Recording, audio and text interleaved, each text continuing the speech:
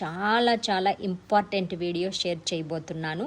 ఉగాది వస్తుంది కదా, 9వ తారీఖు. 9వ తారీఖు ముందు రోజు 8వ తారీఖు అది అమావాస్య. సో ప్రత్యేకంగా పూజలు కూడా చేసుకుంటూ ఉంటాం కదా ఆ రోజున. సంపూర్ణ సూర్యగ్రహణం అనేది రాబోతుంది. 21వ శతాబ్దంలో మెక్సికో, యునైటెడ్ స్టేట్స్ మరియు కెనడాలో సంపూర్ణంగా కనిపించే ఏకైక సూర్యగ్రహణం. ఈ సూర్యగ్రహణం అమెరికాలో కనిపించనుంది, ఇండియాలో కనిపించదు. ఎందుకంటే అది నైట్ సమయంలో వస్తుంది గ్రహణం. మనకి ఇక్కడ నైట్ అయిందంటే అమెరికాలో ఉండే వాళ్ళకి డే టైం, వాళ్ళకి లెక్కలోకి ఉంటుంది.